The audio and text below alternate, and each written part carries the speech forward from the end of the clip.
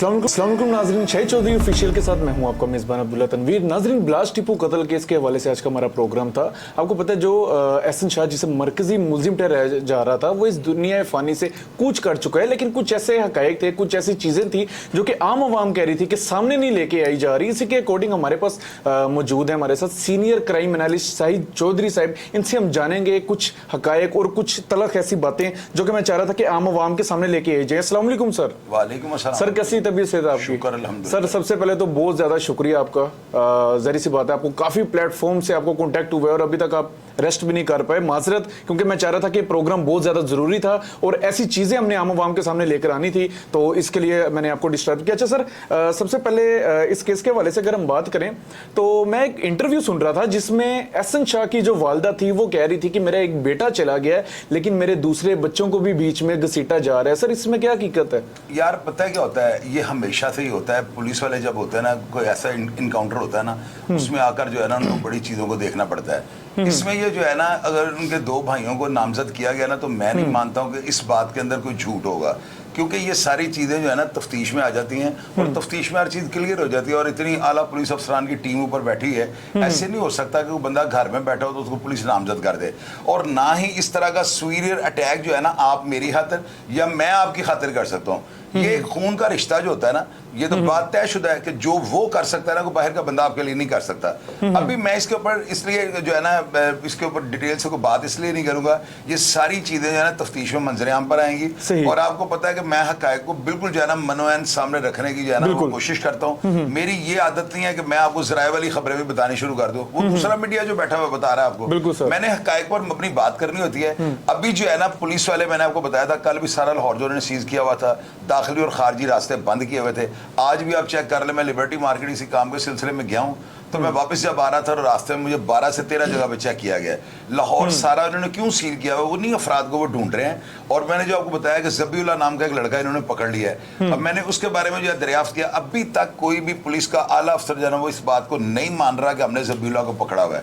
अब देखे ना, वो बात मैंने तो कर दी है। मैंने तो जिस जराये से सोर्स से मुझे पता लगा मैंने बता दिया है। और मैंने ये भी बताया कि जनाजे के अंदर जो है ना एजेंसीज के आदमी जो है ना होंगे।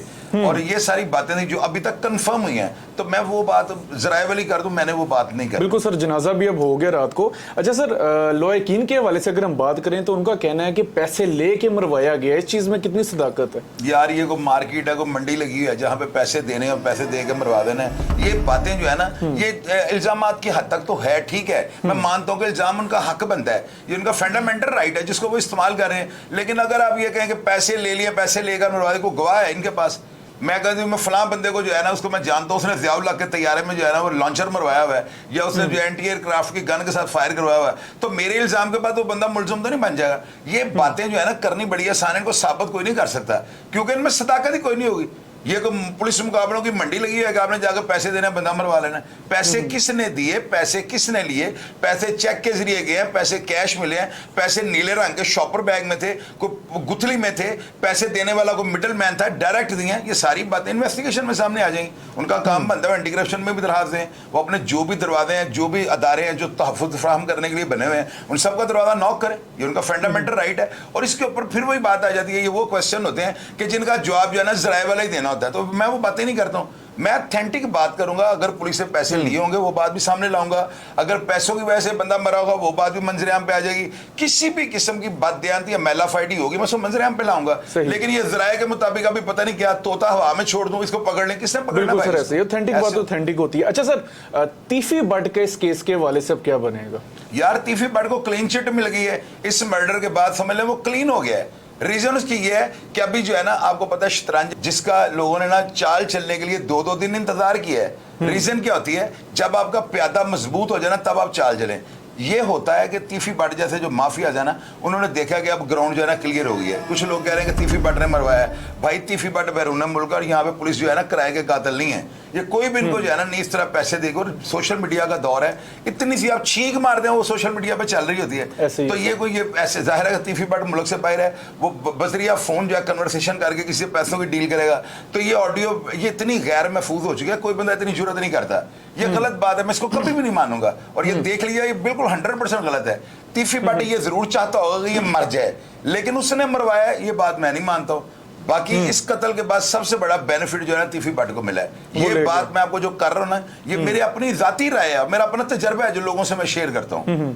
अच्छा सर, आपको पता है अब वो एहसन शाह भी मार गया है। कुछ उम्मीद जागी थी तीफी भट्ट में और अड्डे वाले जो लोग थे इनमें आपस में सुलह में, अब आपके ख्याल से क्या इन दोनों खानदानों में दोबारा सुलह हो सकती है? यार पता है क्या होता है, मैंने सुबह इतने प्रोग्राम्स किए, मेरा 70 इंटरव्यू जो है ना मैंने रात से लेकर सुबह तक दिए हैं, और सोशल मीडिया पे इस वक्त जो है मेरा ही मौका सबसे ज्यादा जो है ना वायरल हो रहा है, लोग इसको इसी को अपलोड कर रहे हैं। बात यह है कि देखें, मैंने सुबह कई प्रोग्राम्स में कहा है कि अड्डे वालों को ये चाहिए कि वो ये चीज़ सोचें कि एक बंदा इनका मुखालिफ है, उसका नाम है तीफी भट्ट, वो इनका मेन मुखालिफ है ना। मुखालिफ जो है ना अपने मुखालिफ के बारे में कभी भी जो है ना पॉजिटिव सोच नहीं रखेगा, उसकी सोच नेगेटिव होगी। वो ये कहेगा कि मुझे पता लगे बादशाही मस्जिद से नमाज पढ़ के निकला है ना, वो मस्जिद के अंदर भी अटैक करने की सोच रख सकता है, और ये उसका राइट है। हालांकि वो बहुत बड़ा गुनाह है, कबीरा है कि मस्जिद के अंदर आपने फायरिंग कर दी, लेकिन कई ऐसे वाकयात हुए मस्जिदों में लोग घुस गए, उन्होंने अपने मुखालिफिन को मारा है। पिछले दिन एक वीडियो वायरल हुई थी, किसी बंदे को ठुड्डे मारे थे मस्जिद के अंदर जाके। तो ये चीजें होती हैं, मुखालिफ की सोच जो है ना मुखालिफ वाली होती है। अब जो मिडल मैन था ना जिसकी वजह से ये कत्ल हुआ, ये एहसन शाह था। एहसन शाह ने क्या किया, जाके ऑडियो तीफी भट्ट की सुनाई है। उस ऑडियो के बाद क्या हुआ है, एक तूफान बर्पा हो गया, तीफी भट्ट डर गया, उसने कहा कि ये मेरे ऊपर अटैक करोगे, मेरा सारा खानदान मार देगा। अब ये सऊदी अरब जा रहा है, पीछे से इसने जो है ना उजरती कातलों से साथ बात कर रही है। ये सब बातें उसकी ऑडियो में जो है ना मैंने सुनी। बिल्कुल। तो सर सॉरी माजरत मैं आपकी बात काट रहा हूँ, यहीं से एक बात निकलती है, पहले क्यों ये अफवाहें चल रही थी कि इन दोनों खानदानों में सुलह हो जानी थी, लेकिन ये वकुआ पेश आया जिसकी वजह से एहसन शाह जो है मुलविस हुआ, और आपको पता है कि बलाज टीपू जो है वो मारे गए हैं। इससे पहले भी आपको पता है अफवाह चल रही थी कि इन दोनों खानदानों की सुलह हो जाएगी, और अभी आप कह रहे हैं कि मतलब जो दुश्मनी होती है वो इंसान कभी भी किसी पर रिलाई नहीं कर सकता। तो सर ये इन दोनों चीजों में आप क्या फर्क देखते हैं? फिर अब्दुल्ला होता यह है, आप तारीख को पढ़कर देखें, लाहौर का एक ना जो लाहौर की एक रवायत चलती आ रही है ना, आप उसको स्टडी करके देखें। यहाँ पर हमको प्रेडिक्शन करेंगे ना, यहाँ पे हर अनएक्सपेक्टेड काम जो है ना वो हो गया है। कोई भी ऐसा काम ना जिसके आप पेशेंट को ही करें, मैं नहीं मानूंगा वो उस तरह होगा, उसके मनोयन तो नहीं हो सकता, लेकिन उसके बरक्स जो है ना कोई ऐसी चीज आ जाएगी जो आपकी सोच में भी नहीं होगी। आप तारीख को पढ़कर देखें, जब सुलह की कोशिश होती है ना, और वो सुलह की तरफ से किसी भी खानदान की तरफ से ना हो जाए, तो फिर दोनों पार्टियां जो है ना कॉन्शियस हो जाती हैं, और ये जो आग होती है ना एक लावे की शक्ल इख्तियार कर जाती है। तीफी भट्ट की सुलह के जो है दरमियान में काफ़ी अफराद पड़े हुए थे।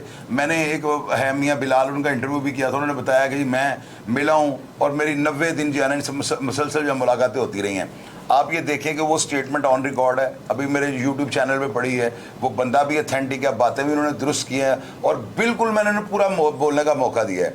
अब आप देखें कि उस पर एंड क्या हुआ है, जब वो उन्होंने बताया कि जी बलाज के घर वालों की वजह से जो है ना सुलह रोक दी गई, और उन्होंने कहा नहीं जी हमने अभी सुलह नहीं करनी, तो फिर दूसरी पार्टी कॉन्शियस हो गई। जब वो कॉन्शियस हो गए तो इतने में एहसन शाह जो मरदूद जो मूजी मर गया है, तो मैंने तो यहाँ तक कह दिया वो कुत्ता मर गया, क्योंकि मैंने इसलिए कहा, देखें मेरी बात सुने, हम लोग बेगैरत नहीं हैं। मुझे गुस्सा, लोग कहते हैं आपको किस चीज़ का गुस्सा? भाई गुस्सा मुझे इस चीज़ का, हम लोग बेगैरत नहीं है। बैरून मुल्क से मुझे कॉल जाएंगे कि जी पाकिस्तानी इतने बेगैरत हैं, इनको पैसे देंगे अपनी माँ बहन बेच देंगे। यार हम माँ बहन बेचने वाले हैं? हमारी पुलिस ने फिर डंडा जो है ठोका कि नहीं ठोका, मुझे ये बताएं। हमारे अदारों ने काम किया कि नहीं किया है? वही पुलिस जिसको आप लोग बुरा कहते थे, अल्हम्दुलिल्लाह आज कमेंट बॉक्स में आप लोगों ने मेरा दिल खुश कर दिया। आप उसी पुलिस का मोराल इतना बुलंद कर रहे हैं, और जितने पॉजिटिव मैसेजेस आपने किए ना, और आप देखिए पुलिस बाकियों को भी नहीं छोड़ेगी। ये मेरे से गारंटी ले लें आप इस बात की। हौसला अफजाई जो है ना बंदे से बेहतर नतीजा जो आप ले सकते हैं किसी बंदे को। सर इस वाले से अगर हम बात करें, कुछ लोगों का कहना है कि ये सब एक प्लांटेड था, ये सब एक गेम है, असल मुजरिम जो है वो अभी तक बचा हुआ है। यार असल मुजरिम तीफी भट्ट है ना भैया, खुल के बात करें आप। असल मुजरम जो है वो तीफी भट्ट है, जिसने ये कत्ल की सारी वारदात जो उसको प्लान किया। लेकिन अगर आप ये पूछें मेरी नजर में असल मुलजिम कौन है, तो वो ये एहसन शाह था। वजह क्या थी? ये बंदा कन्वर्सेशन जाके जो है ना करने का जरिया बना। इस बंदे ने जाके उस बंदे को जो है ना, पता नहीं उसने अभी मारना था या प्लान करना था या नहीं करना था, इसने जाके एक सॉलिड प्रूफ जब उसको दिखा दिया ना, अब मैं अपने घर में बैठे हुए डींगे मारता हूँ कि मैं अपने मुखालिफों को घर में बम मार दूंगा। ये होता है मैं अपनी जो है ना साख्त को बहाल रखने की खातिर। कोई बंदा घर में बैठ के बड़क मार ही सकता है। उसने ये जो बड़कों वाले डायलॉग थे ना बलाज के, वो जाके बंदे को सुना दिया तीफी भट्ट को। उसने ये सुना है, वो पक्का हो गया। अब वो बंदे के बारे में सुना है 24 घंटे वो बियर पीता है, लोगों ने इस बातों की तस्दीक की है। अब एक बंदा वैसे ही ऑलरेडी टूना, ऊपर से अब उसको ऐसी वीडियो सुना दें तो क्या होगा? वो ऑडियो सुनने के बाद या मैसेज सुनने के बाद बंदा हाइपर हो जाएगा कि यार मेरे घर वालों को नुकसान ना पहुंच जाए। ऊपर से बलाज ने उसमें कहा हुआ था कि मैं जब उम्रे पे जाऊंगा ना तो पीछे से अटैक होने लगा है, तो वो आपको पता है उम्रे पे भी बलाज गया है। तो ये सारी चीजें जो है ना, इसका जिम्मेदार मैं एहसन शाह को करार देता हूँ। आज उसकी वालदा रो रही है, अब उसकी वालदा के ऊपर मैं क्या क्रॉस एग्जामिनेट करूं? मैं नहीं कर सकता हूं यार, मेरी भी माँ है, माएँ सबकी जो है ना। अब मुझे ये बताया, बाहर जाके कोई लड़का अगर लड़कियों को छेड़ता है, घर जाकर अपनी माँ को बताएगा?